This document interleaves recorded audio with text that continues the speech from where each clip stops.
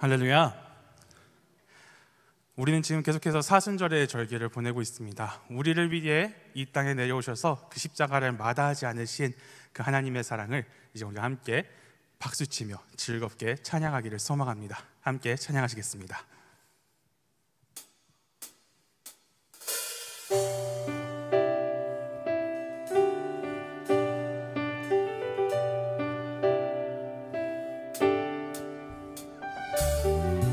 우리 함께 박수치며 우리를 위해 이 땅에 오신 그 주님의 사랑을 함께 찬양합시다.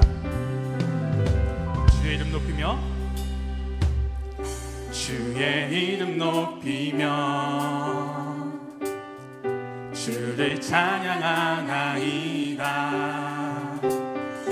나를 구하러 오신 주를 기뻐하나이다.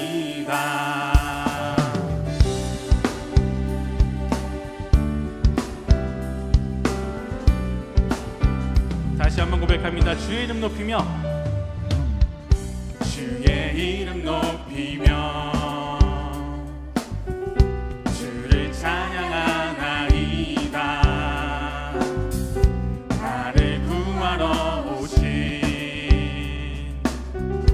주를 기뻐하나이다. 하늘 영광 하늘 영광 버리고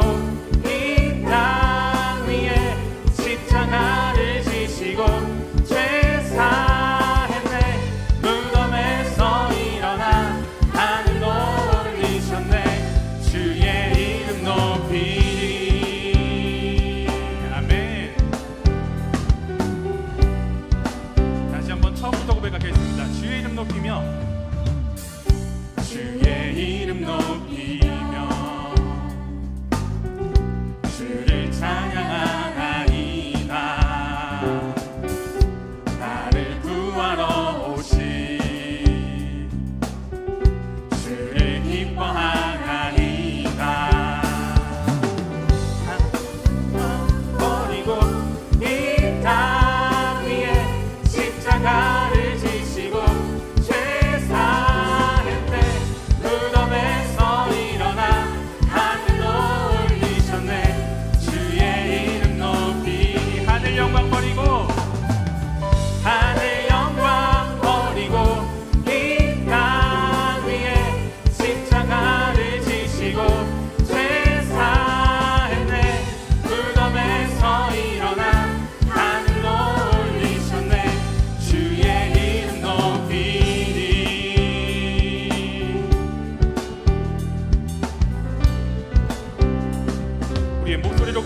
하늘 영광 하늘 영광 버리고 이 땅 위에 십자가를 지시고 제사했네. 무덤에서 일어나 하늘로 올리셨네. 주의 이름 높이니 하늘 영광 버리고 하늘 영광 버리고 이 땅 위에 십자가를 지시고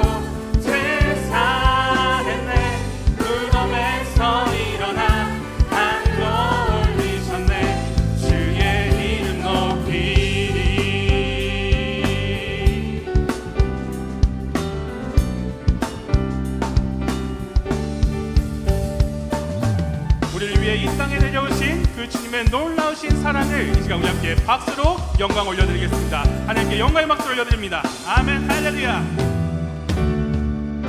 아멘.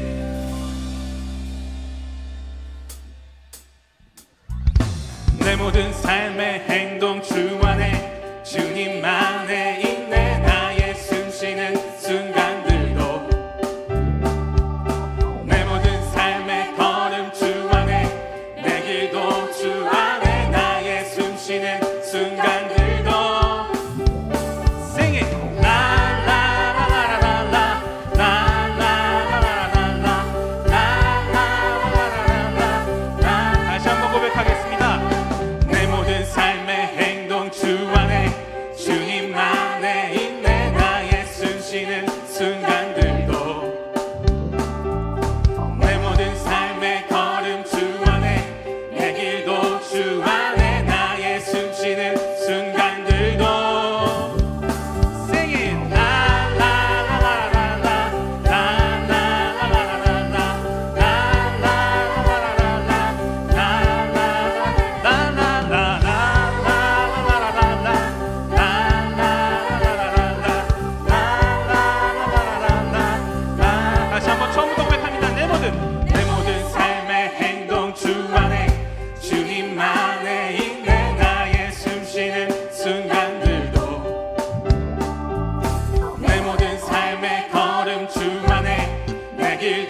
주 안에 나의 숨쉬는 순간들도 Sing it!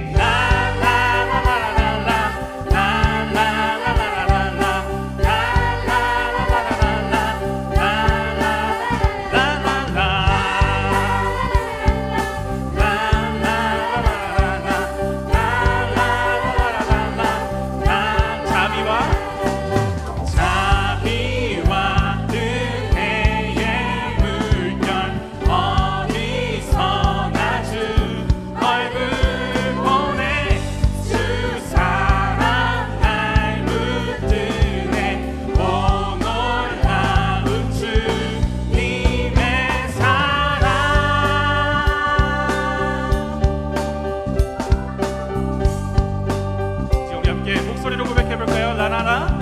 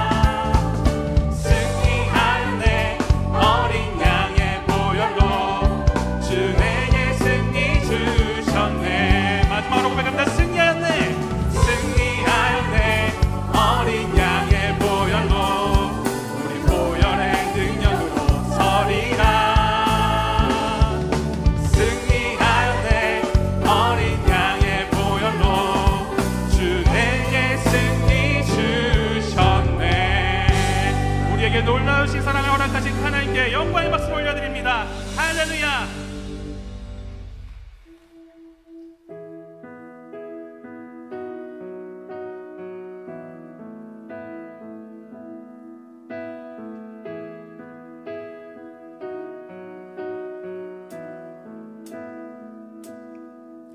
주님 내 길을 잘 아시고 내 걸음 아시네. 어둠에서 빛을 내시는 그분을 믿네. 무엇으로 주를 섬길지 어디로 가야 할지 헤매이는 나를 아시고 길을 여시네. 내 삶은 주의 것, 내 삶은 주의 것, 온전한 신뢰를 주께 드리네. 보이지 않아도 믿음으로 걷네. 주 영광 바라보며 주만 따르네.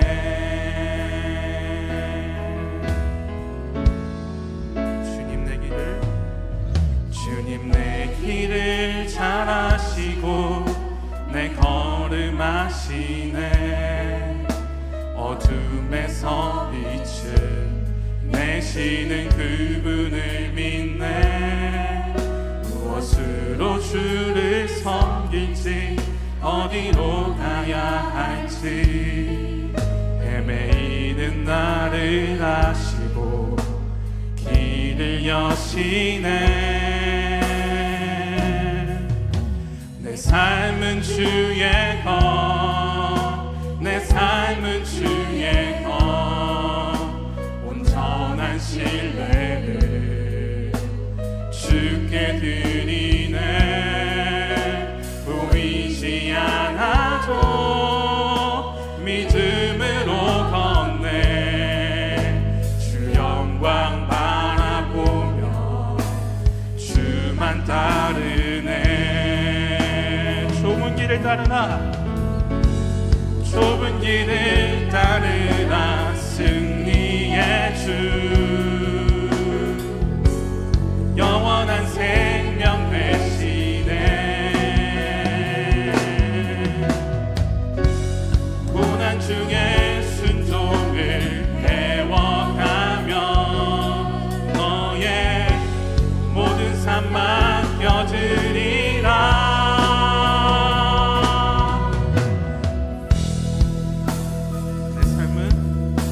내 삶은 주의 것, 내 삶은 주의 것, 온전한 신뢰를 주께 드리네.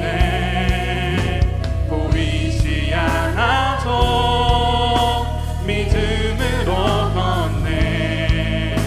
주 영광 바라보며 주만 따르네. 내 삶은 주의 것, 내 삶은 주의 것, 내 삶은 주의 것, 온전한 신뢰를 주께 드리네.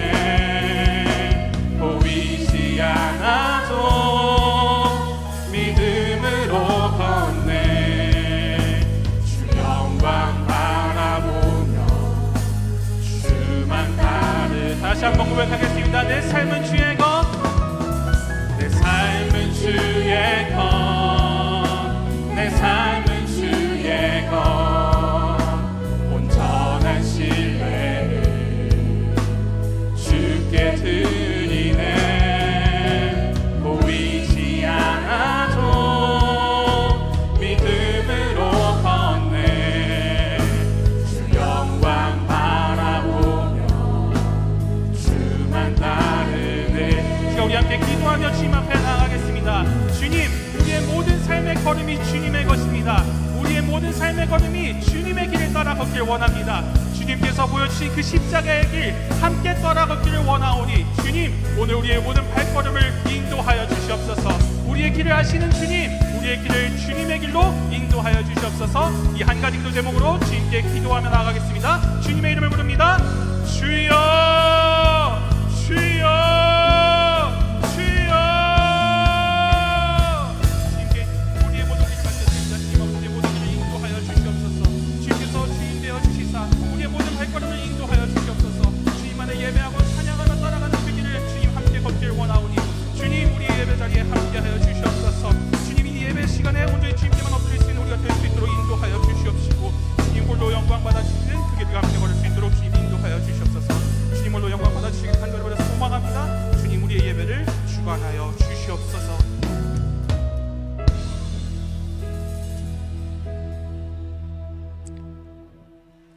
사랑 많으신 우리 아버지 하나님, 감사합니다. 이 좋은 날 한자리에 나와 주님께 예배드리게 하심에 감사드리며 예배를 통하여 하나님의 음성을 듣게 하시고 하나님의 크고 비밀한 계획을 알게 하옵소서.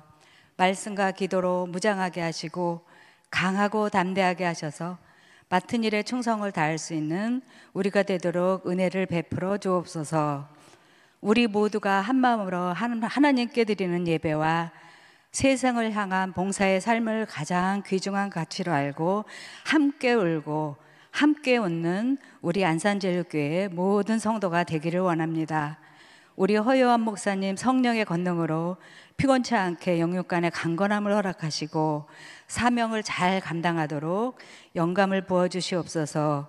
우리 부목사님들께도 같은 은혜를 내려주셔서 우리 교회를 잘 이끌어 나가실 수 있도록 동행하여 주옵소서. 오늘 이 시간 유경숙 박사님의 마음 돌봄 강의에 능력을 주시사 그 말씀을 통하여 우리의 마음을 돌아보는 귀한 시간 되게 하옵소서. 찬양 드리는 임마누엘 찬양대와 구루터기의 찬양을 기뻐 흠양하시고 복 내려 주시기를 간절히 소원하면서 어둠에서 빛으로 사망에서 생명으로 옮기신 예수님 이름으로 기도드리옵나이다. 아멘.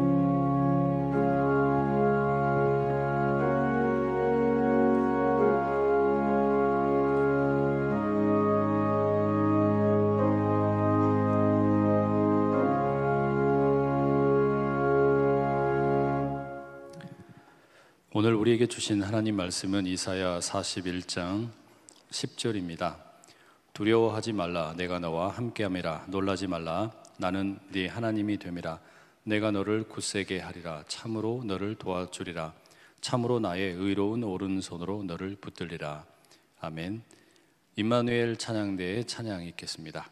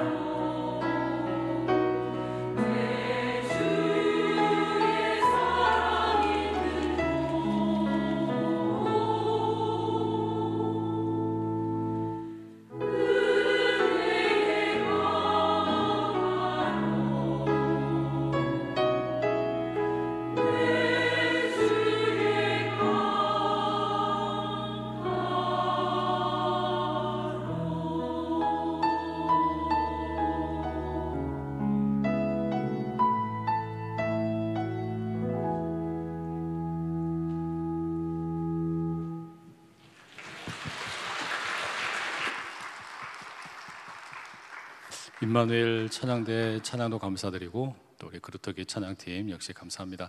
우리 다시 한번 하나님께 영광의 박수 올려드리고, 우리 찬양대가 계속 앉아 있으시기 힘들어서 우리 찬양할 때 함께 하단하시죠. 393장 오 신실하신 주 함께 찬양하겠습니다.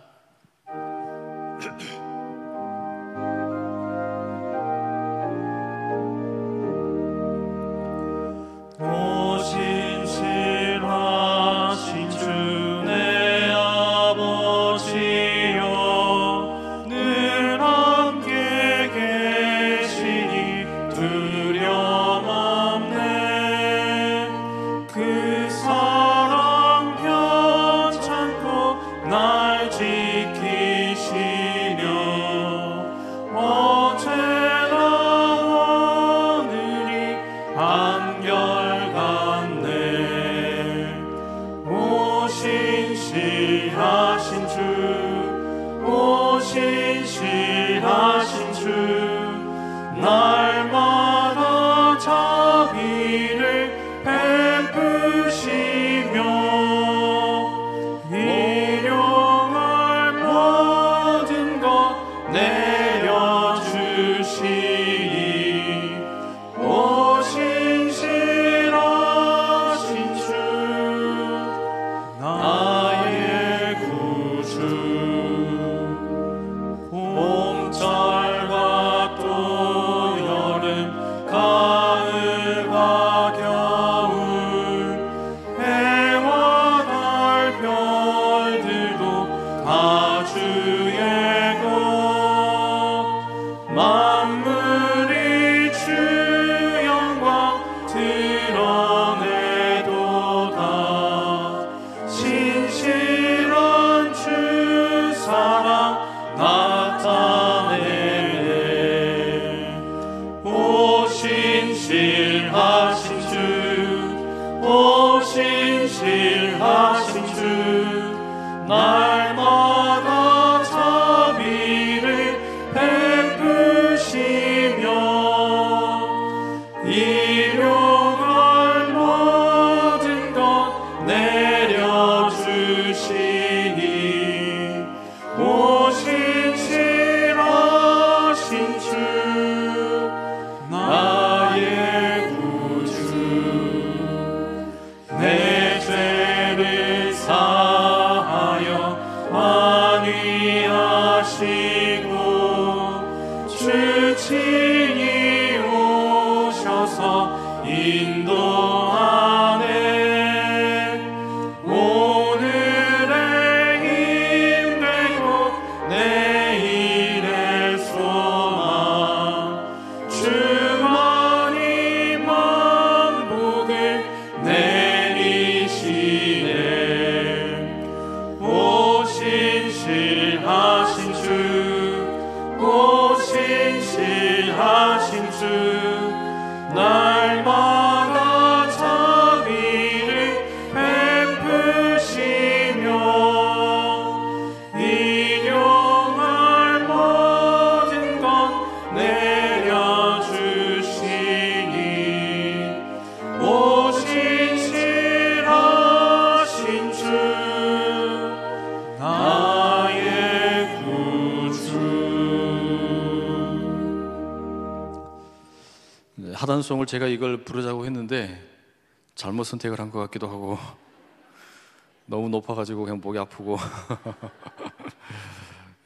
우리 옆에 있는 분들과 인사 한번 나누시겠습니다. 잘 나오셨습니다. 한 번 더 인사하겠습니다. 주일날 그렇게 인사했는데요, 성도님은 봄날의 햇살처럼 아름답습니다.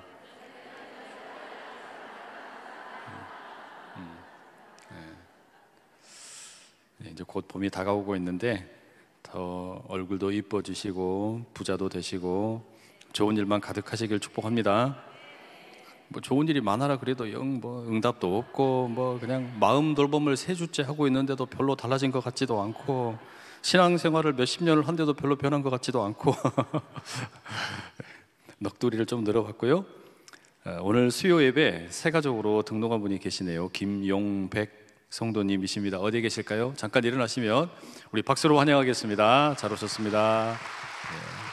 네, 편하게 앉으시고요. 네. 너무 잘 오셨습니다. 수요일 날 오전에는 우리 남자 성도님들이 오시는 경우가 그렇게 많지는 않은데 이렇게 오셔서 너무 감사드리고, 우리 안산 제일교회 가운데 믿음의 한 가족 꼭 되시길 빕니다. 오늘 수요 예배 마치고 유치부실 지하 1층에 있는데요, 제3권사회 원로회에 있겠고, 역시 수요 예배 후에 새가족부실에서 제2권사회 원로회가 있다고 합니다. 해당하시는 분들은 꼭 함께 해주시기 바랍니다. 오늘 저희들과 함께 말씀 마음 돌봄 세 번째 시간 함께 해주실 분은 류경숙 박사님이십니다. 작년에 오셨는데 네 분이 오셨었죠. 그때도 가장 많은 성도님들이 너무 유익했다라고 말씀을 해주셨어요. 강남 GEM 아동가족상담센터 소장이시고요. 애착의 알고리즘, 부모의 코드가 자녀의 미래를 결정한다, 이런 제목으로 저희와 함께 또 말씀 나눠주시겠습니다. 나오실 때 큰 박수로 환영합니다.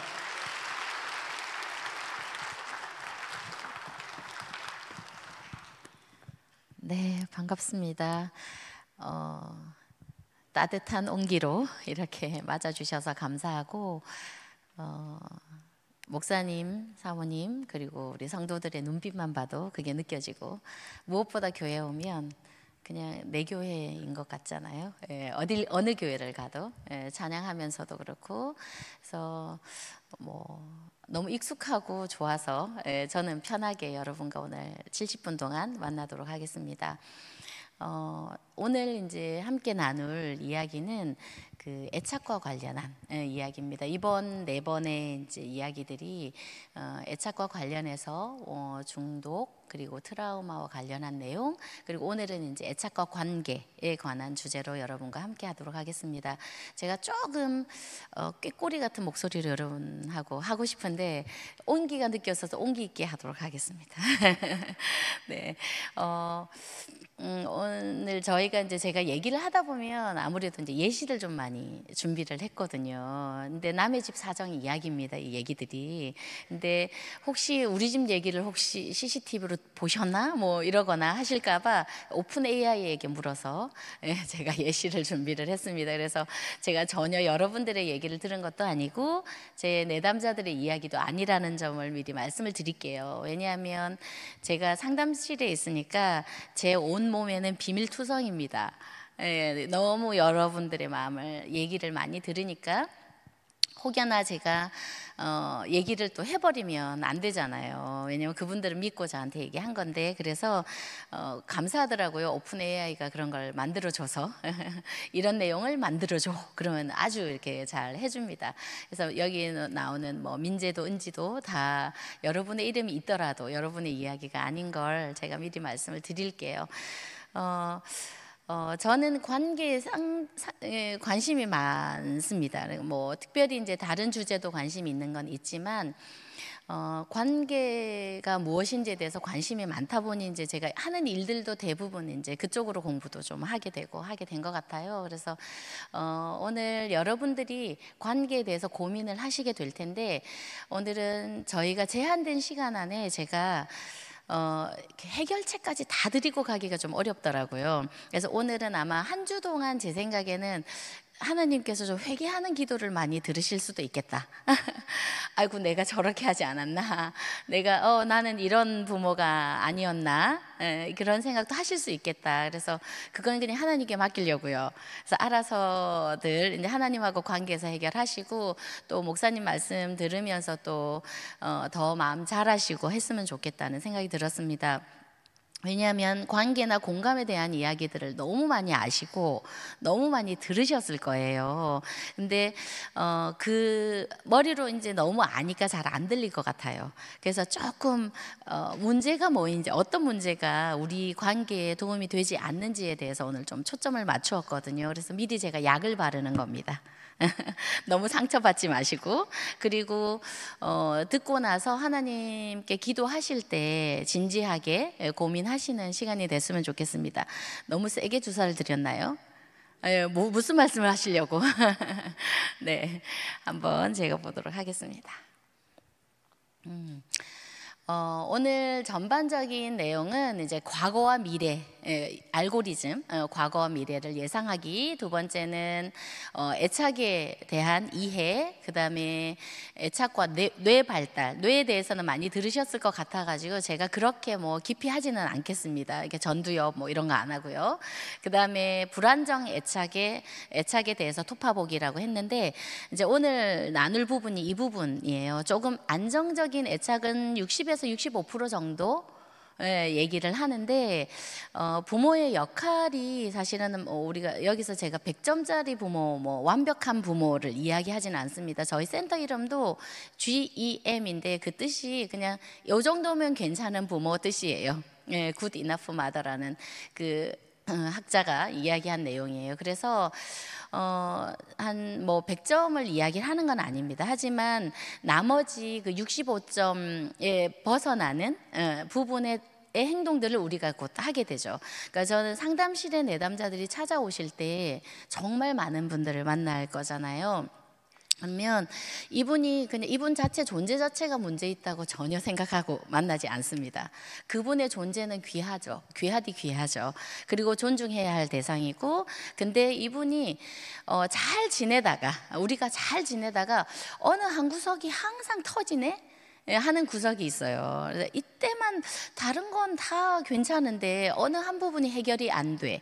그 부분으로 오신다고 생각을 해요. 그래서 그분의 존재 자체는 충분하지만 되지 않는 부분을 함께 고민하고 해결해 나가는 곳이 저는 상담센터라고 생각을 합니다. 그래서 우리 생활 속에도 마찬가지일 거예요. 저는 여러분들이 오늘 아침도 잘 웃으시고 또 따뜻한 말도 잘 나누셨고, 또 성도들하고 있을 때 내가 언제는 나서야 되고 언제는 또 잘 들어줘야 되는지도 잘 아실 거라고 생각을 해요.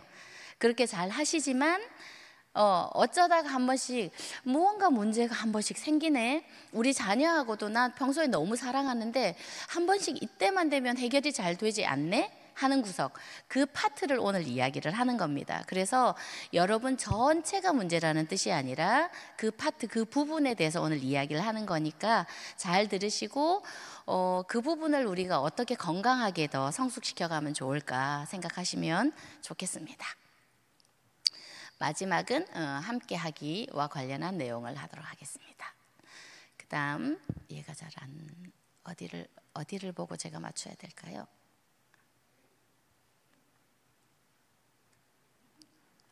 됐습니다. 네.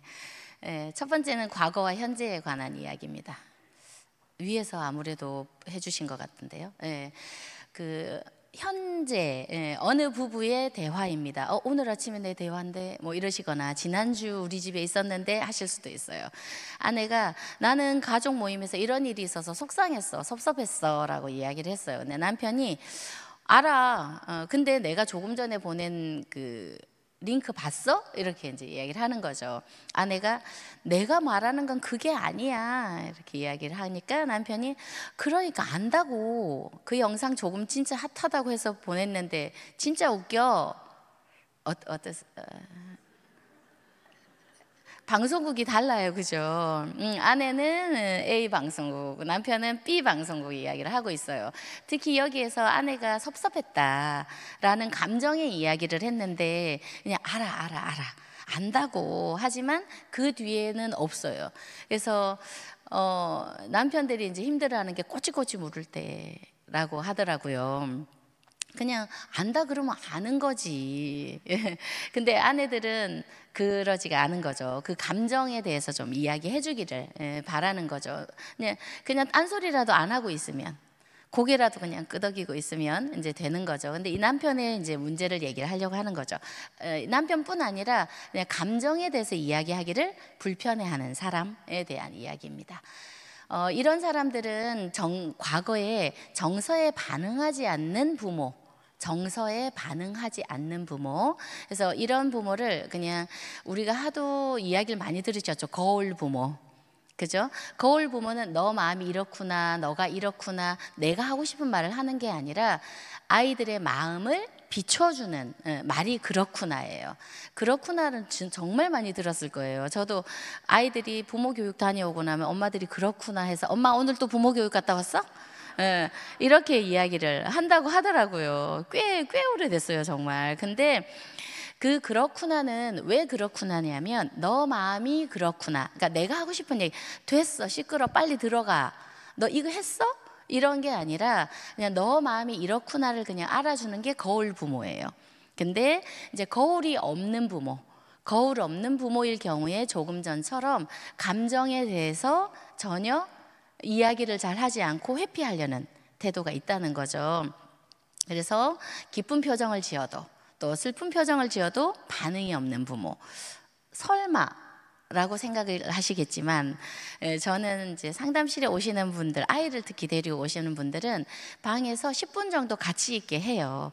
같이 어린아이일 경우에는 놀이를 하게 하고 뭐 청소년일 경우에는 같이 이야기를 나누게 하고 하는데 그때 엄마 뭐 나 이제 분위기가 되니까 나름 이제 아이도 마음을 먹고 얘기했죠. 나 형이 무서워. 이렇게 얘기를 하면 네가 걸었잖아. 네가 그렇게 문제를 일으켰잖아. 이렇게 이제 이야기를 하는 경우가 있어요. 사실이 팩트 체크라고 생각하고 어머니들은 제가 극티예요. 이렇게 이야기를 하세요.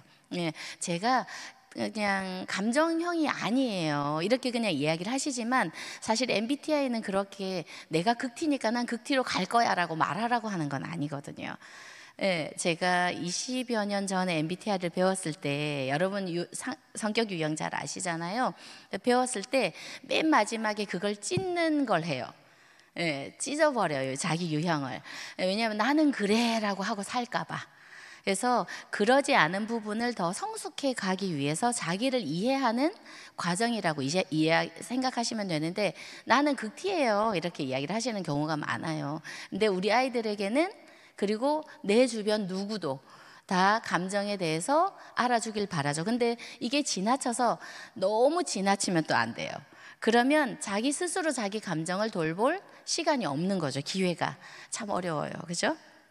그래서 이렇게 자기 기분이 어떻든 별로 상관하지 않는 부모, 그렇게 자기 감정을 알아차리도록 해주지 않는 부모일 경우에는 자꾸 감정을 피하게 돼요.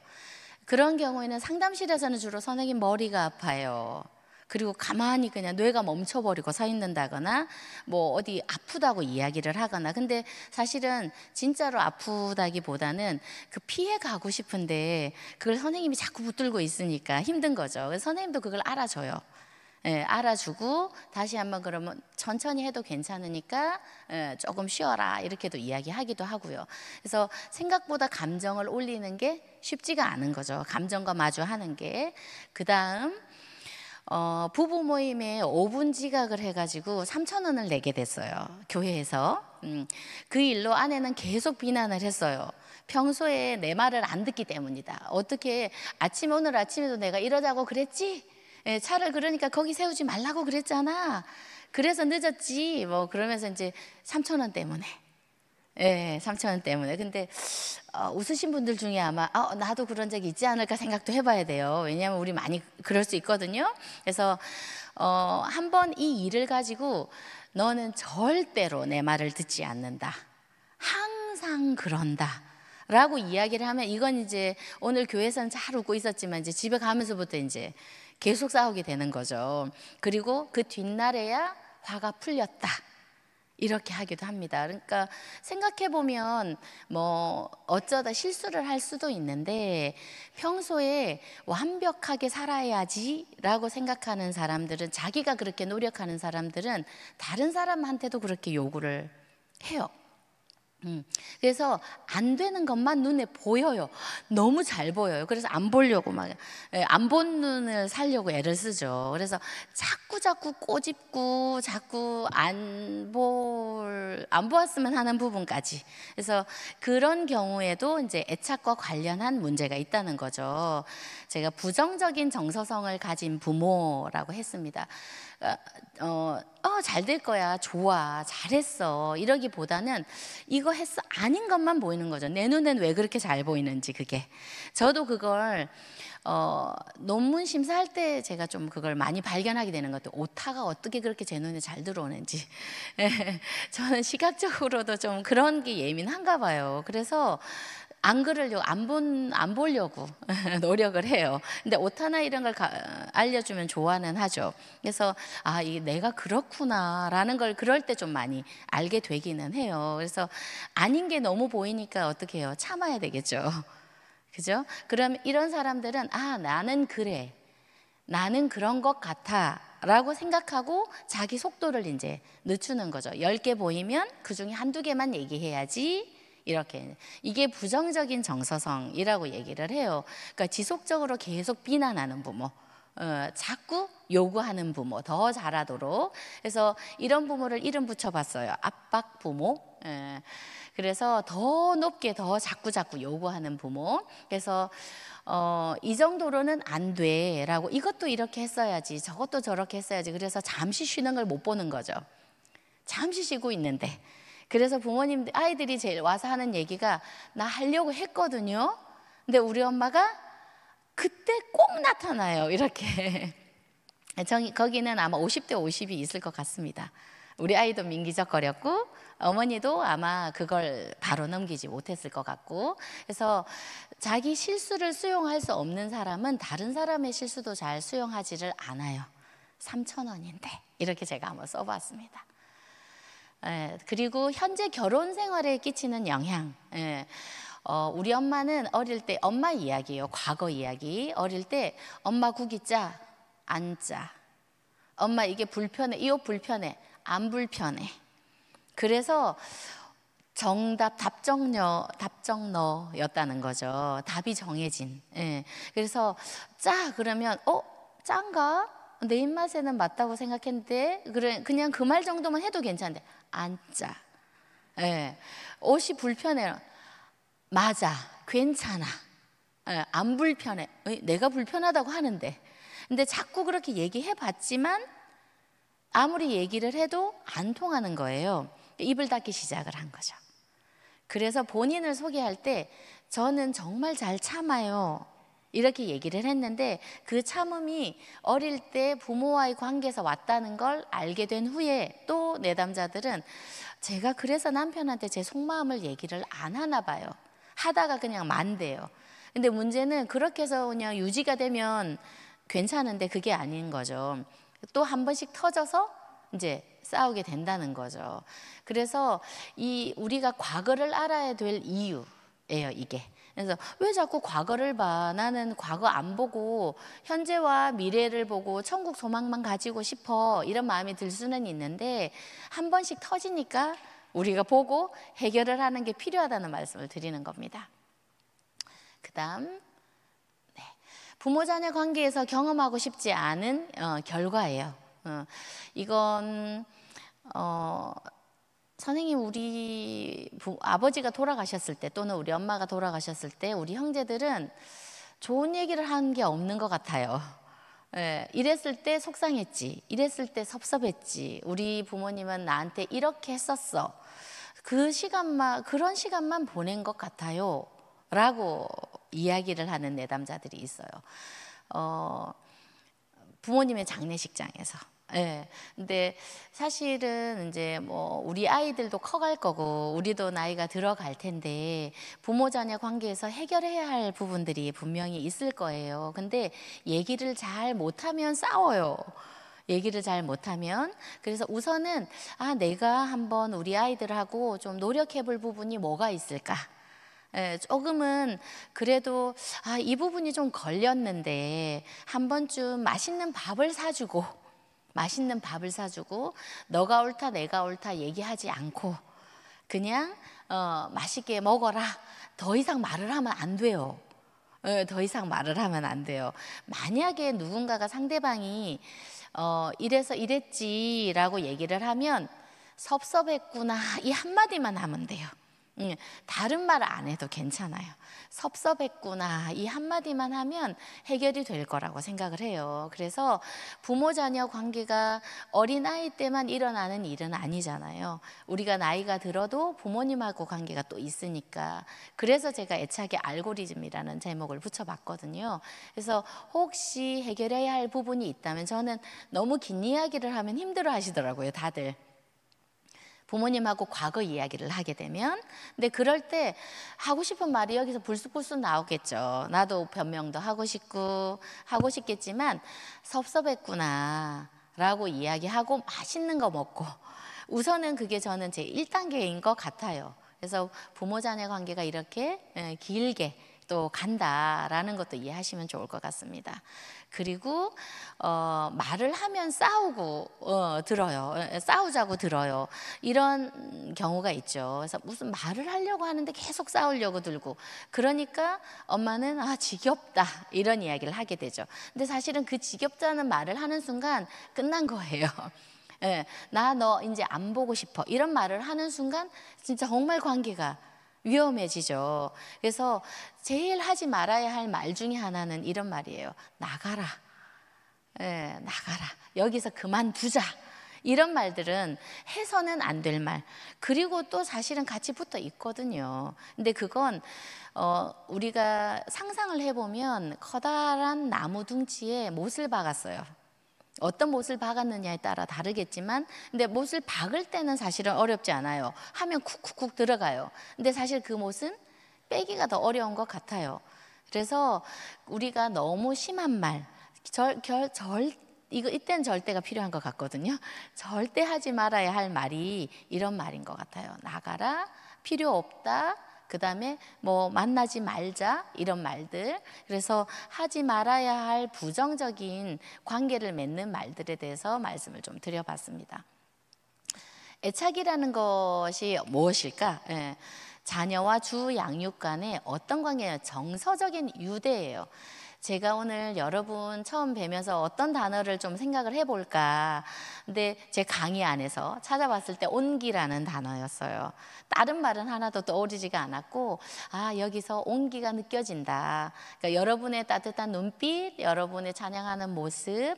그래서 제가 한 분 한 분 찬양대도 이렇게 하실 때도 제가 쳐다봤거든요. 근데 어느 분 하나 그 마음속, 그리고 찬양대 찬양할 때도 너무 따뜻했거든요. 그래서 내가 오늘 여기서 온기를 느끼고 가는구나. 근데 이건 제가 안산제일교회에 대한 제 느낌을 가지고 가는 거죠. 그래서 이런 온기를 느낄 수 있는 게 정서적인 유대라고 이해를 하시면 되겠습니다. 애착이 안정적인 아이들은 어떠냐 하면 부모를 안정기지로 삼고 자신감 있게 환경을 탐색해요. 어디 가도 자신감이 있어요. 근데 왜냐하면 무슨 일이 생기면 SOS를 칠 수 있는 부모만 있으면 되니까 웬만하면 스스로 해결하겠지만, 정말 힘들 때는 우리가 요구하고 요청할 수 있거든요. 근데 그러지 않는 사람들도 있어요. 왜냐하면 내가 요구하면 우리 부모가 떠날까 봐. 엄마 이거 사줘, 엄마 이렇게 반찬을 이렇게 만들어줘 라고 요구하면 우리 부모님이 몇 번 집을 나갔다 왔기 때문에 또 떠나버릴까 봐 어릴 때 배고프게 지내는 사람들도 있어요. 요구하지 않고. 근데 정말 건강한 애착은 필요할 때, 평소에는 혼자 해결을 잘 하기도 하겠지만 정말 필요할 때는 요구하고 요청도 할 수 있어야지 돼요.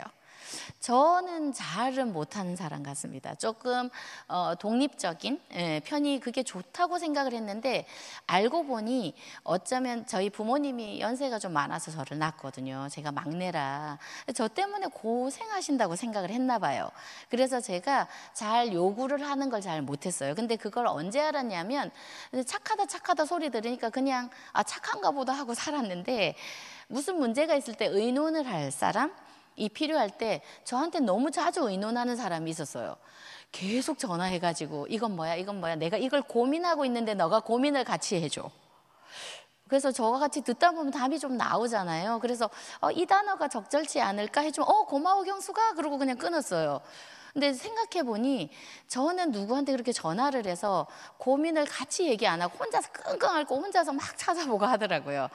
그래서 그게 너무 심하게 의존해도 되지 않겠지만 너무 지나친 독립도. 근데 아마 우리 부모님께 내가 얘기를 하면 부모님이 더 힘들까 봐 라고 생각을 한 것 같아요. 이유는 부모님이 희생한다고 생각했기 때문에. 부모님이 희생을 한다는 생각이 들면 요구를 못 해요. 그래서 저는 우리가 적절한이라는 걸 좀 말씀을 드리고 싶거든요. 근데 제가 아까 65점 부모 정도 이야기한 것처럼 너무 독립적이지도 말고 너무 의존적이지도 말고 30점에서 70점 사이 그 정도면 좋지 않을까. 그래서 아마 여러분들이 나중에 생각하실 때 이건 30점에 속하나 이건 70점에 속하나 이건 너무 90점인가 이렇게 좀 생각하면서 자기를 좀 살펴봐도 좋을 것 같습니다.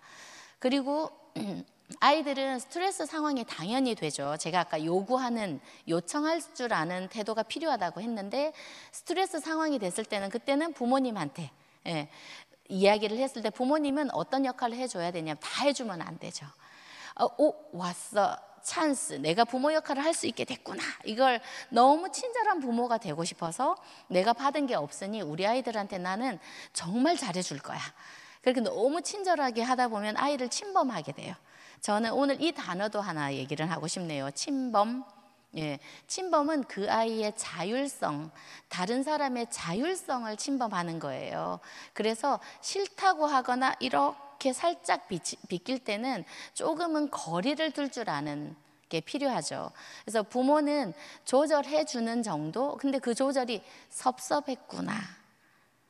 이런 감정, 정서적인 언어예요. 그래서 우리가 했다 치고 하시더라고요.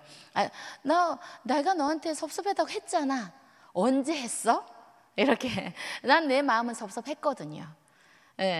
섭섭했다는 걸 알겠거든요. 알겠어서 했다고 생각을 해요. 근데 사실은 표현을 잘 하지 않으면 몰라요. 알지? 모르는데? 예요. 그래서 표현을 하는 게 이제 필요한 거죠. 그런 게 부모가 조절해 주는 거예요. 그 다음에 성장하면서 이런 사람들은 다른 사람의 감정을 잘 이해하고 자기 스스로도 스트레스를 잘 관리할 수 있는 능력이 생기게 되는 겁니다. 불안정 애착이 형성된 아이의 특징은 회피형, 그 다음에 불안정 양가 애착, 혼란형 애착이에요. 제가 처음에 감정을 피하는 사람, 회피형, 그 다음에 싸우자고 드는 사람, 양가적인, 비난하고, 그 다음 혼란형은 아까 이야기한 하지 말아야 할 것들, 하지 말아야 할 것들에 대한 이야기예요. 지호 이야기를 해볼까요? 어릴 때부터 부모가 밥은 챙겨주고 학교도 데려다주고 다 했어요. 기본적인 건 했지만 감정적인 상호작용이 없었어요. 그래서 감정을 표현하는 것을 포기하고 거리를 두게 되는 거, 아까 말씀드린 그 안에, 그죠? 짜, 안 짜, 불편해, 안 불편해 라고 하면 감정을 자꾸 피하게 되는 거죠. 그래서 결혼한 이후에도 이야기를 하게 되지 않는 것, 이런 것을 불안정 회피 애착이라고 해요. 그게 형성될 가능성이 많다는 거죠. 그리고 이런 사람들은 오히려 본인도 받은 게 없으니까 감정에 대해서 거울 반응을 한 게 없잖아요. 그러니까 다른 사람을 감정을 별로 알아주지 않는 거죠. 근데 어떤 사람은 내가 받은 게 없으니 다른 사람 감정을 알아주려고 엄청 애를 써요. 그래서 유유, 하트 뭐 이런 걸 엄청 많이 보내요. 그런 분이 주변에 많을 텐데 그분 얘기 아니에요. 제가 생각하기에 너무 과하지 않아도 된다는 거예요. 그렇게 과하게 얘기하지 않아도 다 알아요. 저는 어떤 친구가 저 상담실에 늦었어요. 그러면 죄송해요 선생님 시간이 얼마나 귀한 줄 제가 아는데 이렇게 막 계속 누구야 괜찮아 미안한 건 한 번만 얘기해도 돼. 그래서 자기가 그러고 보니 대부분 너무 많은 사람들에게 하트 미안해 유유 엄청 보낸다는 거예요. 근데 지나칠 때 그게 30점에서 70점 지금 이해하셨죠? 나는 70점이야. 그러면 괜찮아요. 그런 사람들은 교회의 관계를 좋게 하고 저는 굉장히 도움이 될 거라고 생각을 해요. 다른 사람들도 따뜻하게 느끼고. 근데 이제 그게 너무 190 이것만 안 하면 돼요. 그래서 너무 자기가 많이 쓴다는 인식이 들면 조금씩만 줄여가면 되는 것 같거든요. 그래서 너무 자기 감정을 못 알아줬을 때는 오히려 과하게 할 수도 있고 다른 사람 감정도 몰라줄 수 있구나 이렇게 이해하시면 될 것 같습니다. 그 다음에 부모의 이 친구 민재는 어떤 친구냐면 이제 어떻게 불안정 애착을 어떻게 맺게 되냐면 위로하거나 이제 아플 때 병원은 데려가 주지만 위로하거나 다정한 말을 해주지는 않는 것. 그래서 기본적인 돌봄은 다 해요. 그죠? 기본적인 돌봄은 다 하지만 위로를 해주거나 따뜻한 돌봄을 해주지는 않는 것에 대해서 혹시 내가 차가운가? 나는 거울이 없나? 이런 생각을 해보실 때 여러분 생각해 보시면 좋을 것 같아요. 그 다음에 제가 은지 이야기를 좀 해보겠습니다. 은지는 학업 성취도가 굉장히 높은 부모님 밑에서 자랐어요. 그래서 뭐든지 다 잘해야 된다고 생각하는, 그래서 좋은 성적을 받을 때만 칭찬을 했어요. 근데 실패하거나 좌절할 때는 감정을 무시하거나 그 정도로는 부족해, 이렇게 하는 이제 부모인 거죠. 그래서 성취나 압박이 너무 강할 경우에도 어떻게 할 힘이 없으니까 부모님이 시키는 대로 하기는 하지만 사실은 자기 감정에 대해서는 하나도 알아주지 않는 것에 대해서. 근데 중요한 건 부모님들이 나중에 그래요. 너 잘 따라왔잖아. 네가 잘해서 그냥 그런 줄 알았어. 네 마음을 그때는 너가 시키면 다 했잖아. 이렇게 얘기를 해요. 왜냐하면 부모님이 감정에 대해서 알아주어야 된다는 생각보다는 성취에 대해서 너무 생각이 많았으니까 그게 안 보인 거예요. 그냥 얘 잘 따라오네. 그러니까 아니야, 좀 더 해. 이렇게만 이제 했던 거죠. 그래서 그 정도로는 부족해라고 이제 말했지만 슬프거나 힘들 때는 같이 하지 않아요. 그러면 이걸 자꾸 이겨내, 견뎌내, 버텨야 돼. 이렇게 얘기만 이제 들은 거죠. 은지의 애착 문제는 뭐냐면 부모에게 인정받기 위해서 과도하게 노력하는 불안정 양가 애착이에요. 그러니까 부모님이 나를 사랑하고 나를 위해서 돈을 썼다는 건 알겠어요. 그건 이쪽에 있고, 하지만 내 슬픈 감정이나 힘든 건 하나도 위로를 해주지 않았어. 양가적이에요.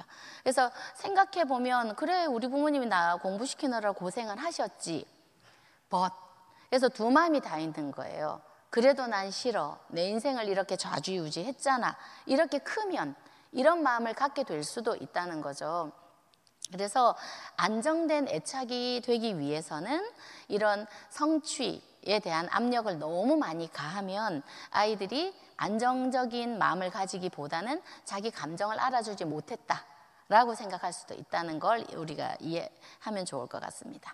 그래서 정서적인 위로를 받을 수 없다는 경험이 만약에 쌓이게 되면 다른 사람 관계에서 감정을 크게 드러내지 못하고 또 억제하는 경향이 나올 수 있다는 거죠. 제가 아까 말씀드린 이제 훼손된 부분이에요. 비조직화된 애착이에요. 그러니까 훼손이 될 수 있는 이런 일은 있으면 안 돼라는 부분이에요. 학대나 방임, 이건 신체, 정서, 언어 다 되겠죠. 그다음에 빈번한 양육자 변경. 이것도 역시 마찬가지로 비조직화된 애착을 가지게 되죠. 그 다음에 양육자의 정신건강 문제가 있을 때 있을 수 있지만 그 반응이 30에서 70 이상일 때라고 이해하시면 돼요. 전혀 반응을 해주지 않거나 할 때. 그래서 한번 여러분들은 좀 냉담한 또 정서를 읽어주지 않는 거울이 없는 부모인가, 아니면 성취에 대해서 너무 강조를 한 나머지 정서를 좀 읽어주지 않지는 않았나? 아니면 이렇게 이제 나도 모르게 해서는 안 될 말들, 행동을 해서 우리 자녀에게 상처를 주지는 않았나? 한번 생각해 보시면 좋을 것 같고요. 지금 양육자에 대한 내용이 나왔죠. 정신건강 문제에 대해서. 우리가 건강하면 아이들을 돌볼 힘이 생기는데 그러지 않을 때는 하고 싶어도 몸이 안 가요. 그럴 때는 본인을 먼저 세울 수 있도록 하는 게 중요하다는 거 여러분들이 이해하시면 좋겠습니다. 그러면 제가 총을 쏘고 있는데 안 되네요. 하나 좀 넘겨주시겠어요? 네, 감사합니다. 애착과 뇌 발달에 관한 거예요. 어쩌면 조금 더 이제 뇌하고 연결이 되어 있다는 이야기를 제가 드리려고 이 부분은 반복되는 이야기일 수 있어요. 긍정적인 애착과 부정적인 애착 경험, 그렇게 이제 됐을 때 아마 많이 들으셨을 것 같은데 제가 이건 퀴즈를 내도 될 것 같은데, 정서적인 문제가 우리가 트라우마틱 경험을 하거나 하면 어디가 활성화된다고 들은 게 있을까요? 제가 교수님들 강의를 듣지는 않았지만 편도체라는 거 혹시 들어보셨을까요? 네, 얘가 알람 기능을 해요. 알람 기능. 그래서 과도하게, 그러니까 뭐 예를 들면 이런 거죠. 어린 시절에 너무 과도한 또는 자기가 상처받을 만한 트라우마가 될 만한 외상 경험을 했다. 그러면 작은 걸 보고도 화들짝 놀래요. 화들짝. 그래서 거북이를 소뚜껑 보고 놀라는 거, 자라가 이렇게 움직이는 거잖아요. 근데 소뚜껑은 가만히 있는 애예요. 근데 그걸 보고 놀라는 거죠. 그래서 그때마다 내가 좀 과하게 나는 느끼는 것 같아. 나는 좀 뭔가 작은 걸 보고도 크게 놀라. 다른 사람들은 그냥 아무렇지도 않다고 하는데 나는 그걸 이렇게 해서 막 다 이제 사랑으로 잘 받아주긴 하지만 본인 스스로가 나는 왜 이렇게 크게 놀래지? 그리고 별일 아닌 게 지나고 나면 사실 별일이 아닌데 그때 왜 그렇게 내가 신경을 많이 썼을까? 그런 생각이 들면 내가 작은 걸 그 순간에는 이렇게 삐용삐용 하니까 진짜로 그 일이 일어난 것처럼 느끼는구나. 다른 사람은 그냥 놀랄 일인데 이 정도인데 나는 끼야 하고 저기 막 도망을 가서 저기 한 바퀴 돌고 왔어요. 그렇다면 내 스스로 갔다 오고 나서 사람들은 야 괜찮아 이렇게 해줬지만 내 스스로가 좀 이상하게 느껴질 수 있어요. 그런 걸 부적절감이라고 하거든요. 이게 아닌데 내가 이게 좀 아닌 것 같은데 그럴 때는 사실을 있는 그대로를 보려고 하시면 되세요. 지금 저게 소뚜껑인지 자란지 내가 한번 확인을 해봐야겠네. 내 어린 시절의 일이 나로 하여금 그 경험이 나로 하여금 이렇게 깜짝 놀라게 하는구나. 그러면 그때 좀 살짝 버텨봐야지. 그렇게 생각을 하셔도 좋겠습니다. 이걸 이제 편도체가 과활성화되는 거라고 이야기를 하거든요. 그리고 극심한 스트레스와 트라우마의 영향인데요. 아마 이게 누적이 되면 이제 위험 감지 센터라고 했어요. 편도체. 거기가 이렇게 알람을 이렇게 올려요. 삐용삐용 하고. 근데 정말 별일이 아닌데 화를 갑자기 내면서 나를 지금 내가 이거 못한다고 너 나를 병신 취급하는 거야? 뭐 이런 식으로 막 화를 갑자기 저 말이 아닌데 저걸 한 게 아닌데 근데 과하게 받아들이게 돼요. 그러면 내가 그렇게 생각한 부분은 사실 이런 언어들을 써서 제가 이제 사용을 한 거거든요. 그런 생각을 한다는 건 좀 과하게 너무 과할 때는 내가 쓰는 어휘 단어 중에 너무 과한 게 있다. 정서적인 반응이 너무 과하다. 그럴 때는 한 번쯤 내 어린 시절의 문제에 대해서 생각을 해보고 내가 이래서 내 편도체는 그냥 내 뇌는 그런 줄 알고 놀래는구나. 그건 뇌가 놀란 거예요. 내가 잘못한 건 아니에요. 뇌가 갑자기 오작동을 한 거죠. 놀랄 것도 아닌데 놀래버린 거예요. 그래서 아니면 너무 감정을 과하게 강하게 말을 해버린 거죠. 그래서 그럴 때는 내가 조금 왜 그러지? 라고 생각을 하시고 자기에 대해서 이해하는 시간을 가져도 좋죠. 센터 있잖아요. 상담센터가 있잖아요. 교회에. 사실은 얼마나 좋아요. 그것도 자격 있는 선생님들을 갖추어서 운영을 하시는 건데 그래서 멀리 안 가셔도 괜찮아요. 그리고 상담자들은 기본 비밀은 지켜줘요. 그건 그냥 기본 윤리예요. 그래서 믿고 나에 대해서 좀 알고 싶어요 라는 마음으로 찾아가서 이야기를 하셔도 좋아요. 그러면 뭐가 나로 하여금 이런 행동을 하게 할까요? 라고 생각하고 그걸 자기를 돌아보면 훨씬 내가 내 스스로가 나를 마음에 들어 하게 돼요. 그런 걸 자기 수용이라고 해요. 자기가 자기를 마음에 들어 해요. 그러면 자기 수용이 되면 없던 자신감도 오히려 생겨요. 그리고 조절도 하게 돼요. 너무 과했거나 너무 안 하던 것도 중간 정도 할 수 있게 돼요. 30에서 70점. 그래서 여러분들이 저는 우리가 마음에 대해서 관심이 없을 때는 사실 뭐 상담이 뭐 필요했나요? 근데 이제 사람들이 마음에 대한 관심을 가지게 되면서 상담도 받게 되고 하는 거죠. 그건 나쁜 게 아니라 자기 성숙을 위한 길이라고 저는 생각을 해요. 그래서 저는 오늘 상담자로 왔으니까 상담 이야기를 할 수밖에 없습니다. 그래서 교회에 있는 상담센터를 잘 활용하시는 건 저는 나 성숙해지고 싶어 라는 욕구 라고 이해를 하거든요. 잘 찾으시면 좋을 것 같습니다.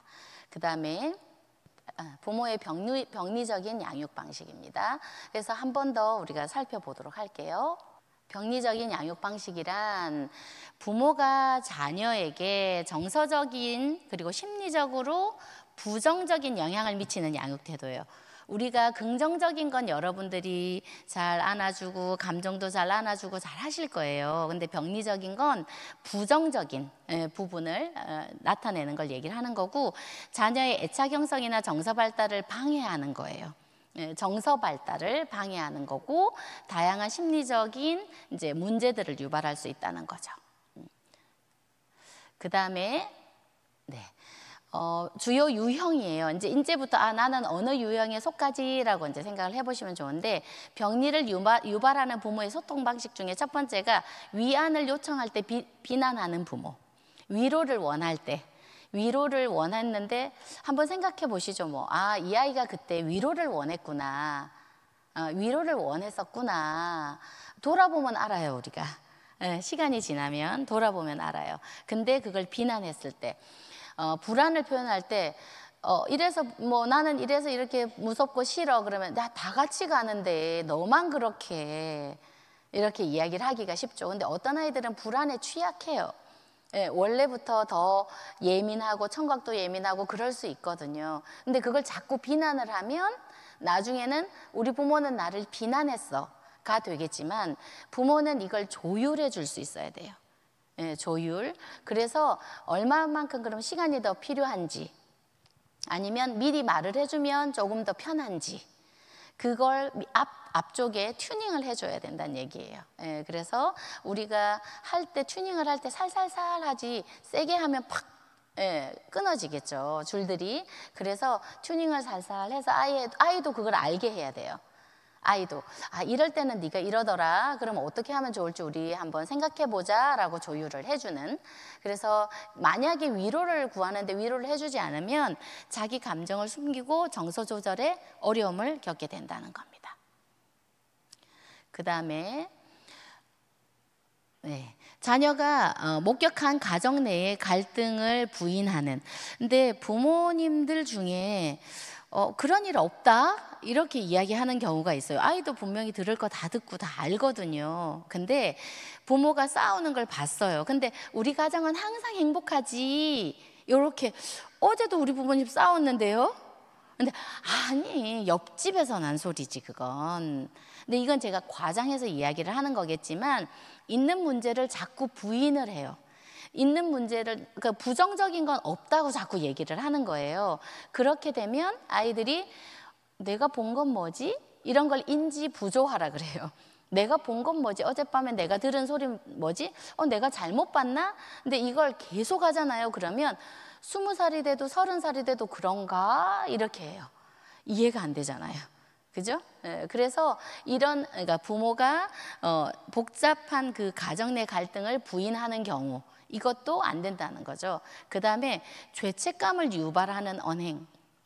제가 교회에서 참 이런 말을 하기가 쉽겠다라는 생각을 좀 해보기는 해요. 예를 들면 아팠다가 나아졌어요. 하나님 은혜죠. 하나님 은혜. 근데 너가 더 또 하나님과 멀어지면 몸을 치실지 몰라. 이런 말들. 그런 말들은 굉장한 죄책감을 유발하는 거죠. 그리고 너가 이렇게 한다면 너의 신앙생활은 메마른 돌밭길을 걷는 것과 같을 거야. 이런 식으로 한다가 나한테 그렇게 하면 너 이렇게 된다? 이런 말들이 죄책감을 유발하는 말들이에요. 자, 그러기가 사실 쉬운 구조들이 좀 많죠, 교회 안에. 그래서 우리가 내가 이런 말을 혹시 은연중에 하고 있지는 않은지, 왜냐하면 불안하면 그런 생각을 하게 되거든요. 그래서 이번에 하나님과 너 요즘 좀 멀어진 것 같은데? 라고 한번 씩 흘리고 가면 어떻게 해요? 나 이러면 또다시 내가 이렇게 다른 안 좋은 일을 겪게 되는 거 아니야?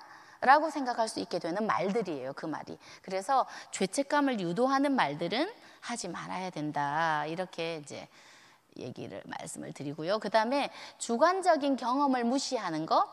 예를 들면 한 친구 뭐 여러 경우들이 많으니까 한 친구가 나 이래서 이번 주 이래서 힘들었어요 이렇게 얘기를 했어요. 엄마 옆에 앉아 있다가 야, 너 잘 지냈잖아 이렇게 얘기를 해요.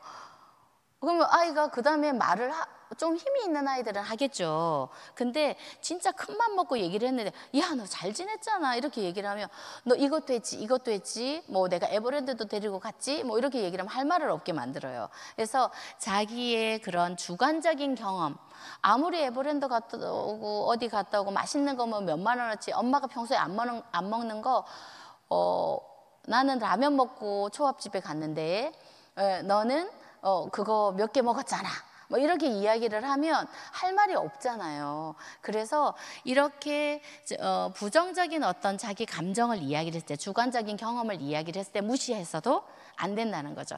옆에서 그렇게 말하는 사람들 되게 많거든요. 한번 보세요. 내가 싫다는데 내가 힘들었다는데 지난번에 잘 지냈잖아 이렇게. 근데 어느 정도 직면을 하기 위해서는 괜찮아요. 직면은 사실 확인 정도는 괜찮지만 그 사람의 주관적인 마음은 이 부분은 힘들었겠구나 라고 우리가 생각을 해주는 게 필요하다는 거죠.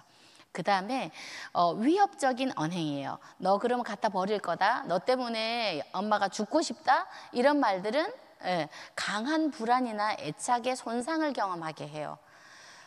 가장 하지 말아야 될 게 갖다 버린다는 거. 그리고 엄마가 너 예전에 그런 말 많이 했잖아요. 다리 밑에서 주워갖고 너희 엄마가 거기서 뭘 팔고 있더라 뭐 이런 이야기. 근데 사실은 그게 그 옛날 이 통하는 분들이 몇 분 좀 앉아 계시는 것 같아가지고 사실은 갖다 버린다는 말처럼 무서운 게 없어요. 의지할 데가 없는데 어디다 갖다 버려요. 살 힘도 없거든요. 그래서 절대로 해서는 안 될 말. 그리고 청소년들하고 이야기하다가 보면 나 지금 나갈 거야 이 얘기 잘해요. 왜냐하면 이제 자기들이 컸다고 생각해요. 그래서 혼자 알바도 찾아보고 중학생이 할 수 있는 알바 뭐 이런 거 다 찾아봐요. 근데 말은, 그리고 자기는 어떤 원룸에서 어떻게 살까 뭐 해봤자 자기가 뭐 비싼 집에 살 수 없다는 건 정도는 알고, 혼자 공간이면 원룸 정도면 된다고 생각을 해서 그냥 어떤 원룸에서 어떻게 꾸미고 살까 막 이런 꿈을 꿔요. 근데 그건 아주 자연스러운 일이에요. 아주 자연스러운 일. 근데 부모가 그걸 섭섭해할 필요 없어. 그래 너 나중에 뭐 나갈 거야 그러면 그래 나가도 괜찮아. 나중에 나이 들면 나가. 그때 가서 너 하고 싶은 거 다 해. 근데 지금은 내 손길이 필요하잖아요. 근데 그럴 때 난 나간다 이럴 때 나가. 그러면 아이가 안 좋은 데로 갈 수밖에, 옥상으로 올라갈 수도 있는 거고 할 수 있는 거죠. 그래서 정말 이 아이가 갈 데 없게 만드는 말을 하면 안 돼요. 갈 곳 없는 아이를 또 나가라고 하면 안 되는 거죠. 그래서 그런 위협적인 언행, 저는 그런 경우 제가 아마 제가 이런 걸 좀 강조할 때 제가 생각을 해보면 내가 그때 참 이 얘기를 들었을 때 마음에 많이 와닿았지. 그래서 이런 일도 생겼었지 라는 제가 아마 노파심이 드나 봐요. 그래서 좀 강조해서 계속 얘기를 하게 되는 것 같고, 무엇보다 중요하잖아요. 생명을 먼저 지키는 건. 그리고 수치심을 자극하는 언행. 그래서 이건 부끄럽게 만든다는 거죠. 그래서 남 앞에서 말하는 거. 청소년기는 남 앞에서 말하는 거 되게 싫어해요. 기도 제목 말하는 것도 싫어해요. 그래서 우리 권사님이나 집사님들이 기도 제목을 알아도 걔 만났을 때 너 이랬다며 친근한 척하고 안 하시는 게 좋아요. 제 생각은 그래요. 왜냐면 그러면 엄마 또 말했어? 내 얘기를 왜 남한테 해? 야, 어떻게 그 집사님이 남이냐? 기도해 주실 건데. 이렇게 되면 두 마음이 생겨요. 그러면 내가 기도를 안 받게 되나? 근데 나는 감정은 싫은데? 이렇게 될 수 있잖아요.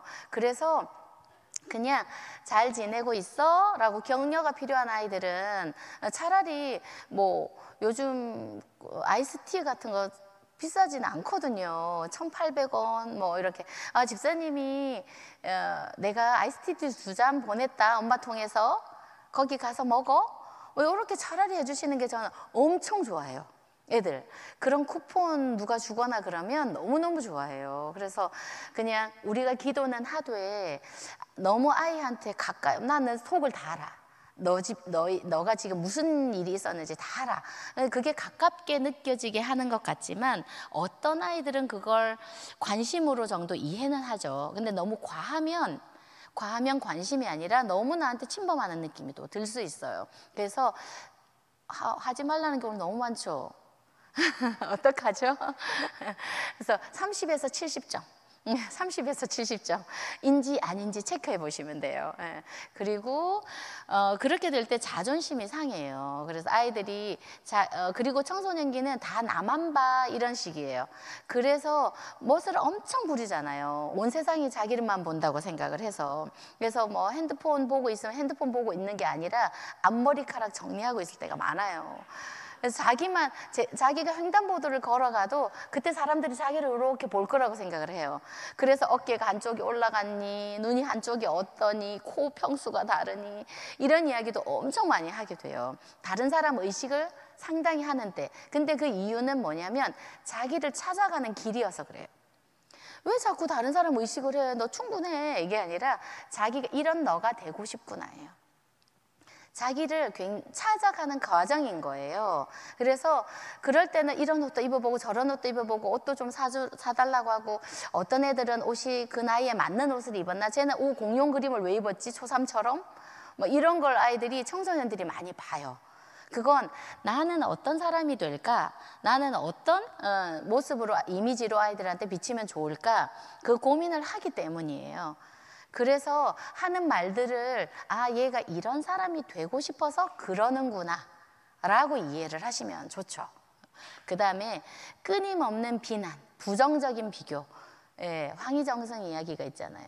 소도 비교하는 거 싫어한다고 이야기를 했죠. 그래서 끊임없이 비교하는 거 하지 않기. 그 다음에 독심술. 독심술. 난 다 안다. 난 네 마음을 다 알아. 너 지금 이 생각하고 있지. 그것처럼 무서운 게 어디 있어요. 그죠? 사실은 그러면 굉장히 마음을 다 알아서 좋을 것 같지만, 너 지금 속으로 나를 원망하고 있지. 이런 말. 자녀 생각을 그냥 단정을 짓는 거예요. 근데 그게 원망을 하고 있었는지 아니면 자기 혼자서 한번 생각해보고 있었는지 어떻게 알아요? 근데 이런 말들을 우리가 할 수 있어요. 일상에서. 할 수 있어요. 그래서 나를 원망하고 있지? 나 다 알아. 근데 사실은 알고 보면 엄마 본인이 자녀를 원망하고 있는 것일 수 있죠. 이런 걸 투사라고 하는데요, 상담에서는.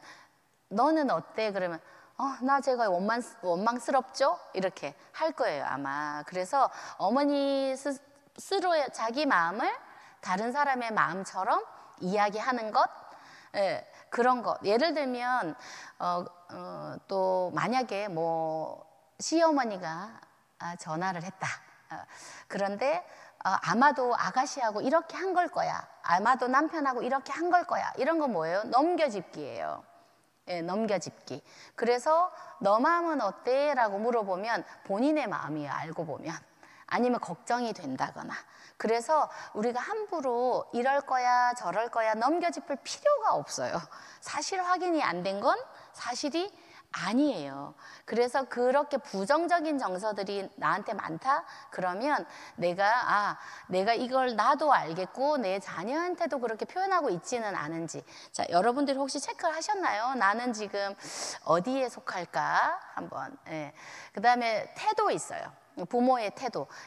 내가 이 부모 중에서 어떤 부모인지에 대해서도 알고, 그 다음에 태도나 상호작용 패턴이에요, 이건. 첫 번째는 거절적인 태도. 아이들이 왔을 때에서 지속적으로 무관심하거나 적대적으로 대하면, 냉담하면 자녀는 애착을 형성하지도 못하고 거리감을 두는, 그래서 사람들하고 같이 속하지 않고 자꾸 삥삥 돌아요. 그러니까 초등학교 때 또는 유치원 때 부모님들이 우리 아이는 친구들이 지낼 때 같이 안에 쑥 들어가지를 않고 삥삥 돌아요, 주변을. 그럴 때가 있어요. 그러면 이 아이는 어디서부터 먼저 환영을 받아야 될까요? 부모에게서 먼저 환영을 받고 그 다음에 다른 친구들한테 환영을 받아야 되는 거죠. 그래서 세상으로 들어가기 위해서는 부모로부터 환영받는 경험을 하는 게 필요한데, 이것도 제가 그 기질에 대한 이야기를 지난번 했을 거예요. 기질적으로 더딘 애들이 있어요. 그러니까 모든 게 다 부모 탓은 아니에요. 모든 게 다 부모 탓은 아니에요. 근데 우리는 단지 우리 아이들의 기질을 알고 그 다음에 환경으로서 어떻게 해주는 게 좋을까를 배우는 사람들인 거죠, 부모들은. 그래서 그렇게 정서적으로 너무 냉담한지만 한번 체크해 보시라는 이야기예요. 그 다음에 방치하는 태도. 아이들을 부모가 이제 물질적인 풍요는 제공을 하지만 정서적인 지지를 하지 않는 경우. 자, 오늘 어쩌면 계속 우리 애착과 관련해서 애착이 주 양육자와의 정서적인 유대라고 말씀을 드렸잖아요. 그래서 아이가 사람으로부터, 부모로부터, 또 교회를 가든 어디 가든 내가 환영받는다? 따뜻해. 나 여기 있고 싶어. 라는 마음을 가지기 위해서는 기본 우리가 이제 부모들의 역할에 대한 이야기를 하는 거예요. 그 다음에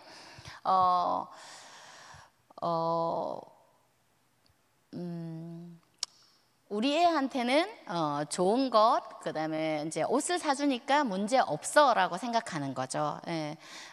물건을, 장난감을 많이 사준다는 건 사실은 마음을 주지 못한 것에 대한 이유는 내가 너무 바빴다를 이제 인정하기 때문에, 그래서 혹시 자꾸 내가 물건을 사주려고 하네 그러면 이 아이를 위해서 시간과 우리 자녀를 위해서 시간과 정성을 다하지 못한다는 내 마음의 문제잖아요.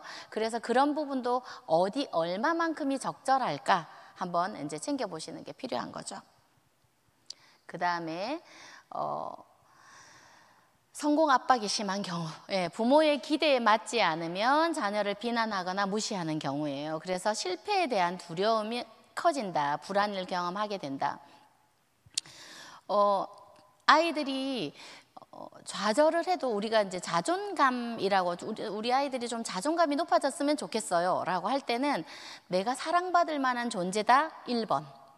그냥 당신은 사랑받기 위해 태어난 사람이라고 말했을 때 그냥 부끄럽긴 하지만 그냥 받아들일 수 있는 그런 이제 사랑받는 존재라는 게 필요하고, 그 다음에 두 번째는 조금 어려운 일이 닥쳤을 때, 약간 내가 처음 해보는 건데 아니 이게 될까라고 했을 때 나 할 수 있을 것 같은데 라는 마음이 생기는 것, 그게 유능감이에요. 어려울 것 같지만 한번 해봐야지 라고 하는 마음이 생기는 것, 그게 유능감이에요. 세 번째는 좌절이 됐을 때, 실패했을 때. 우리가 실패를 안 하는 사람이 있나요? 마치 실패가 큰 것처럼 얘기하지만 사실은 우리는 수많은 실패를 하면서 이 자리에 온 거예요. 그리고 그 실패가 오히려 우리한테 도움을 준 것도 굉장히 많거든요.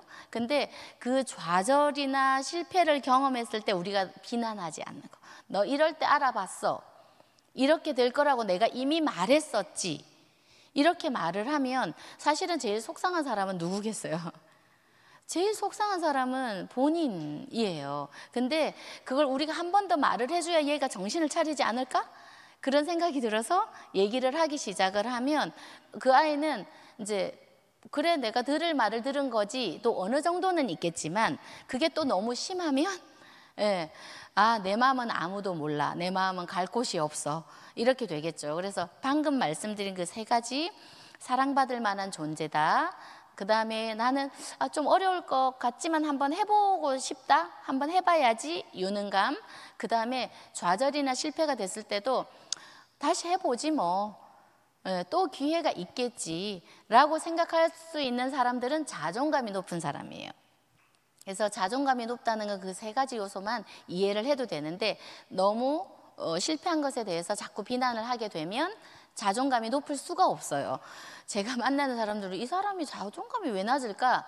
학력, 직업, 살고 있는 경제적인 부분 다 우리 대충 알게 되잖아요. 근데 검사를 해보면 자존감이 저 밑에 있어요. 너무 안타깝죠. 그런 경우는 그냥 성공 압박에서 좌절이나 실패를 굉장히 많이 됐을 때 비난을 많이 받았구나. 그러니까 키가 안 커, 못생겼어, 이런 게 아니거든요. 정말 괜찮은데 자존감이 낮아요. 그때 너무 안타까워요. 이 경우인 거죠. 너무 조그만 것만 틀려도 틀렸다고 얘기할 때, 한 개 틀려왔는데, 한 개 틀릴 수도 있죠. 근데 부모님도 어떻게 해요? 이게 안 틀렸으면 만점인데, 너 100점 맞을 수 있어. 지금 풀어봐. 풀잖아. 봐. 이렇게 하는 거잖아요. 근데 그 한 개 틀렸으니까 이제 다음부터는 아마 그 문제는 너 절대 안 틀릴걸? 그 패턴은 이제 너한테는 아마 안 틀릴걸? 이제 네 거 됐어. 괜찮아. 우리가 그렇게 해줄 수 있으면 얼마나 좋겠어요. 전 상담자니까 그거 하거든요. 제가 상담자라서 좋은 점이에요. 개인적인 마음이 없어요. 얘가 성공을 했으면 어쩌면 보다 그냥 얘가 자기를 그냥 잘 만났으면 좋겠어요. 그래서 제가 하다 보니 그래, 저한테도 그런 적용을 좀 많이 하게 되더라고요. 그래서 뭐 그건 다음에는 안 틀리겠죠. 그리고 몇 번 실수를 해도 더 잘하게 되겠죠. 그런 마음으로 좀 바라볼 수 있으면 좋을 것 같아요. 그 다음에 역할 전도. 이게 부모님 역할을 하는 자녀들이 있어요, 보면. 그리고 부모님이 돌아가실 때 내 눈을 봤어. 네 동생을 잘 돌봐라. 이런 것처럼 들려요. 어머니가 돌아가시면서 마지막 눈을 감으시는데 엄마 동생은 걱정하지 마. 그랬더니 엄마가 편안한 눈으로 돌아가셨어요. 저희 오빠가 그랬대요. 아버지 돌아가실 때 걱정하지 마라 그랬더니 아버지가 웃으면서 돌아가셨다. 그래서 실제로 또 보니까 아버지가 좀 살짝 울고 계신 것 같았어요. 돌아가셨을 때 그 입관하기 전에. 그래서 근데 우리 오빠한테 제가 그랬어요. 너 너무 걱정하지 말라고. 그래서 오빠는 저한테는 오빠니까 그런 걱정을 할 수 있겠지만 오빠가 부모는 아니잖아요. 그래서 우리 자녀들이 대신 그 부모 역할을 해주려는 경우가 많아요. 너무 과하게 안 해줘도 돼요. 우리 1년에 한 번 만나고 몇 번 만나고 이럴 때만 연락만 해도 괜찮죠. 근데 부모가 너무 여리고 부모가 아프고 힘들면 자녀들이 부모처럼 행동을 하게 돼요.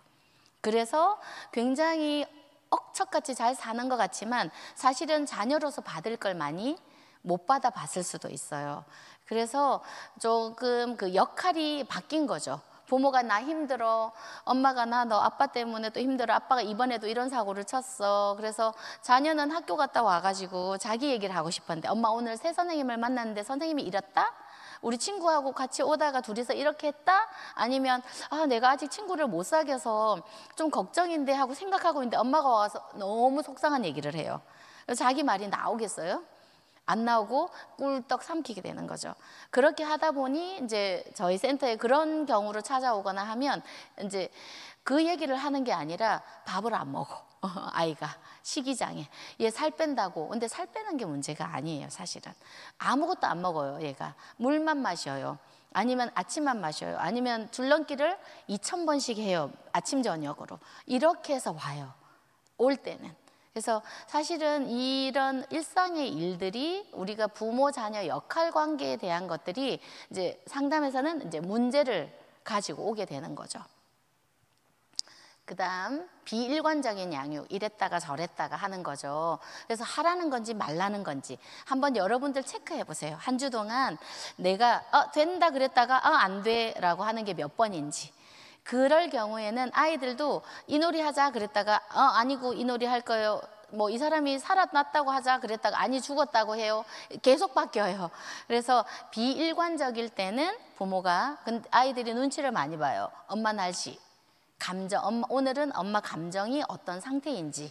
그래서 스스로 문제를 해결하지 못하도록 지나치게 개입을 하게 되는 거죠. 그래서 둘 때는 그냥 두고 또 필요하다 그러면 가서 충분히 해줘야 되는데 필요하지 않은데도 가고 그냥 내버려 뒀으면 좋겠다고 하는데 그걸 애써서 데리고 오고 자기가 해보겠다 그러는데 믿어줘야죠. 그럴 때는 옆에서 지켜봐주면 돼요. 그럴 때는 내가 옆에서 이거 열어줄까? 저거 열어줄까? 내가 전화해줄까? 안 그래도 괜찮아요. 알아서 해보면서 실패도 하고 다른 방법도 찾아보고 근데 엄마 이거 어떻게 하는 거야? 라고 물으면 그때 성심성의껏 대답해주고 근데 그 이상으로 1절만 하면 되는데 4절까지 하면 안 돼요. 그때. 네. 그 다음 제가 이건 정리를 한번 해본 거였어요. 그 다음에 이제 아이의 마음에 온기를 남기는 사람인가 한번 생각해 보죠. 뭐 제가 여기 와서 느낀 온기를 우리 아이도 느끼고 있을까? 학교 가서 친구들이 불편한 마음이 친구하고 불편한 마음이 있을 때 집에 왔을 때 엄마한테 또는 아빠한테 그 얘기를 하고 싶을까? 라는 생각을 한번 해보면 좋을 것 같습니다. 오늘 말씀이 이제 이사야 41장 10절 말씀이었어요. 두려워하지 말아라. 내가 너와 함께 한다. 놀라지 말아라. 나는 너의 하나님이다. 이렇게 말씀을 하셨어요. 그래서 우리가 두렵고 겁이 나지만 하나님을 의지할 수 있게 되고 또 하나님이 나와 함께 하신다는 거 제가 늘 느끼는 거예요. 저는 제 상담실의 모토는 임마누엘 하나님처럼 나도 내 남자와 함께 해야지예요. 근데 임마누엘 하나님은 내 옆에 계시고 늘 신체적으로나 정서적으로나 늘 내 옆에 계시고 또 그 하나님은 내 말을 들으시고 내가 하지 않은 말도 아시고 내 욕구도 아시는 거죠. 그리고 제 마음을 정말 잘 이해하려고 노력하시는 하나님이실까라고 생각을 해요. 그래서 모든 걸 다 해주지 않고 너가 잘 할 수 있을 거라고 생각하고 우리를 봐주시는 분. 그래서 저는 여러분들이 우리 자녀하고도 그런 하나님을 느끼면서 임마누엘 하나님을 우리 자녀와 함께하는, 그래서 어느 날 어디 갔다 와도 아이들이 온기를 느끼고 오는, 그리고 추운 곳에 있어도 온기를 느낄 수 있는 그런 우리 아이들 또는 우리 부모님들 그리고 우리들이 되었으면 좋겠습니다. 이 내용들은 여러분 또 너무 잘 공감하는 내용들은 잘 아실 거고 한 장만 준비했어요. 하라고 하는 건. 근데 오늘은 조금 자기를 조금 돌아보는 시간이 됐으면 했고, 이후에 목사님 말씀 통해서 또 개인적인 상담을 통해서 또는 개인적인 돌아봄을 통해서 여러분들의 삶에 마음을 잘 돌보는 시간이 되었으면 좋겠습니다. 오늘 출장 나와서 제가 늘 안에서 손님을 맞이하잖아요. 내 남자들을. 오늘은 출장 나왔다고 생각을 해요. 그래서 제 있는 걸 잘 전달해 드리고 싶었습니다. 자, 하고 잠깐 기도하고 마치도록 하겠습니다.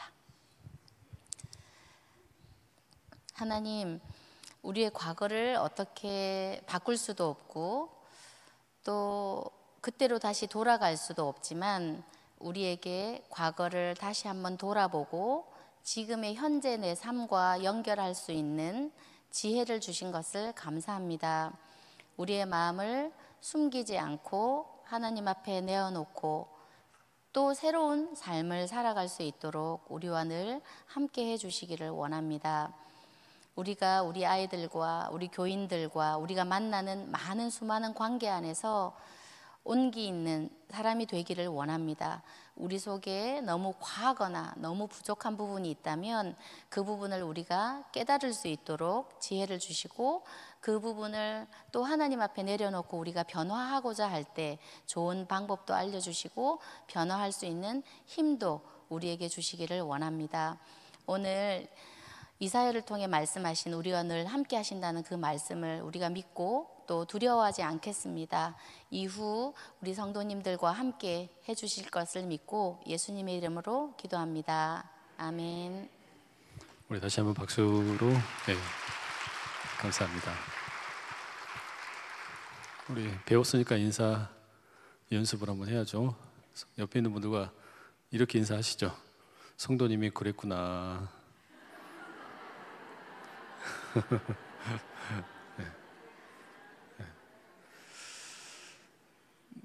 이게 좀 이제 잘 적용하세요. 집에 가셔도 그렇고 이제 교구에서도 싸우시면 안 돼요. 교구에서 싸우지 말고 싸울 것 같으면 어떻게 해야 돼요? 그랬구나. 그것도 너무 냉랭하게 하지 마시고 이게 약간 높낮이가 있어야 돼요. 그랬구나. 이렇게 하시고. 오늘 구역자의 영성은 각 교구별로 진행을 하시면 좋겠고 제가 기도하고 마치도록 하겠습니다. 하나님 아버지 감사합니다. 하나님께서 우리에게 아빠 아버지가 되어주시고 또 우리에게는 하나님을 볼 수 있는 부모님을 허락해 주셔서 부모님과의 관계 속에서 우리의 마음이 성숙해지고 또 세상 가운데 살아갈 수 있는 힘과 용기를 장착할 수 있도록 도와주셨는데 때때로 우리가 그런 여러 준비들이 모자라서 세상 속에서 살아가는 가운데 관계가 삐그덕거리기도 하고 또 결혼을 하고 자녀를 낳았을 때 그 자녀에게도 건강한 마음을 물려주지 못할 때도 있었습니다. 우리들의 그런 부족함을 주님 주께 온전히 맡겨드리오니 우리의 작은 노력부터 시작하여 하나님께서 함께 하셔서 우리 모든 가족들이 건강한 하나님의 성품을 닮아가는, 예수님을 닮아가는 복된 가정들 다 되게 하여 주시옵소서. 모든 자녀들 가운데 하나님의 그 귀한 마음이 심겨지게 하시고 부모로부터 더 건강한 마음들이 나누어지게 하시고, 그리하여서 예수 그리스도를 믿고 구원받은 백성으로 살아가는 것이 그저 머리로만 구원받는 게 아니라 우리의 정서적으로 또한 우리의 모든 삶의 형편들이 하나님의 손길에 힘입어 구원받는 복된 삶이 다 되게 하여 주시옵소서. 주께서 그렇게 우리를 통하여 일하시기를 소망합니다. 날마다 새 일을 행하실 주님을 찬양하며 이제는 우리 주 예수 그리스도의 이름과 예수 그리스도의 은혜와 하나님 아버지의 사랑과 성령님의 교통하심이 건강한 마음으로 또 건강한 가정을 세워가고 자녀들을 양육하며 복된 믿음의 삶 살기를 다짐하는 모든 하나님의 사람들 머리 위에, 가정 위에, 삶의 모든 자리 위에 영원히 함께 하시길 간절히 축원하옵나이다. 아멘.